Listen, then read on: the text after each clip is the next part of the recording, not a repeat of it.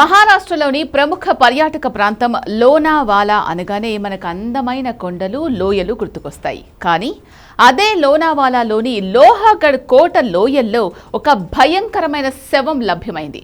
ఆ శవం మరెవరిదో కాదు, ఒక యువ వ్యాపారవేత్త కేతన్ అగర్వాల్ది. పెళ్లిపీటలెక్కాల్సిన ఒక యువకుడు అత్యంత ఘోరమైన రీతిలో శవమై తేలడం మహారాష్ట్ర వ్యాప్తంగా సంచలనం సృష్టించింది. అసలు కేతన్ను చంపింది ఎవరు? అసలు ఈ కేసులో ఆధారాలు ఎందుకు దొరకడం లేదు? ఈ సంచలన క్రైమ్ మిస్టరీని ఈ రోజు వీడియోలో పూర్తిగా తెలుసుకుందాం.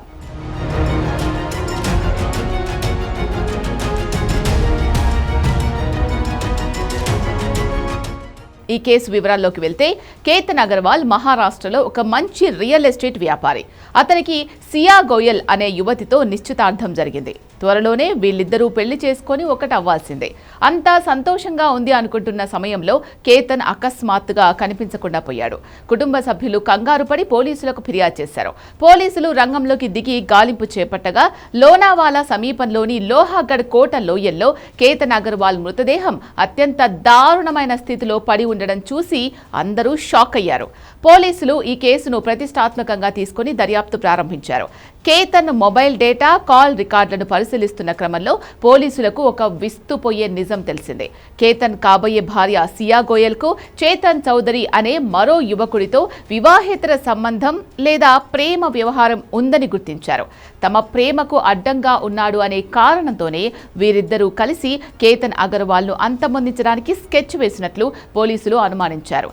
పక్కా ప్లాన్ ప్రకారం కేతన్ను లోనావాలాకు పిలిపించి అక్కడ హత్య చేసి లోయలోకి నెట్టేసినట్లు ప్రాథమిక విచారణలో తేలింది. దీంతో పోలీసులు సియా గోయల్, చేతన్ చౌదరిలను ప్రధాన నిందితులుగా అరెస్టు చేశారు.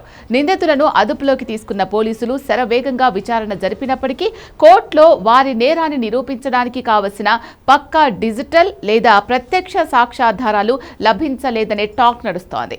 హంతకులు చాలా తెలివిగా సాంకేతిక ఆధారాలు దొరకకుండా ఈ క్రైమ్ చేసినట్లు తెలుస్తోంది.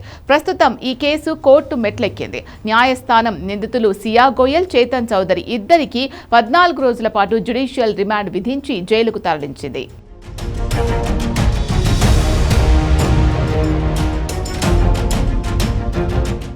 అయితే పక్కా ఆధారాలు లేకపోవడంతో ఈ కేసు ఇక్కడే అడ్డం తిరిగింది. ఈ కేసులో అసలు ట్విస్ట్ ఇక్కడే మొదలైంది. నిందితుల నోటి నుంచి నిజాలు రాబట్టేందుకు అసలు హత్య ఎలా చేశారు, ఎక్కడ ప్లాన్ చేశారు అనే విషయాలు తెలుసుకోవడానికి పోలీసులకు ఒకే ఒక్క మార్గం కనిపించింది. అదే సైంటిఫిక్ పరీక్షలు.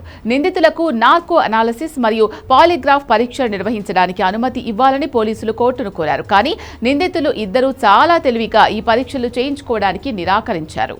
భారత చట్టాల ప్రకారం నిందితుల సమ్మతి లేకుండా బలవంతంగా ఈ పరీక్షలు చేయడానికి వీల్లేదు. దీంతో కోర్టు పోలీసుల అభ్యర్థనను తిరస్కరించింది. సైంటిఫిక్ పరీక్షలకు నిందితులు నో చెప్పడం, ప్రత్యక్ష ఆధారాలు లేకపోవడంతో పోలీసులు ఇప్పుడు కేవలం పరిస్థితుల ప్రభావ ఆధారాలు మరియు కాల్ డేటాపైనే నమ్ముకోవాల్సి వస్తోంది. మరి పోలీసులు ఈ సవాల్ను అధిగమించి కేతన్ అగర్వాల్ హత్యకు కారణమైన నిందితులకు శిక్ష పడేలా చేస్తారా, లేదా ఆధారాలు లేక ఈ కేసు ఒక మిస్టరీగా మిగిలిపోతుందా అనేది కాలమే నిర్ణయించాలి.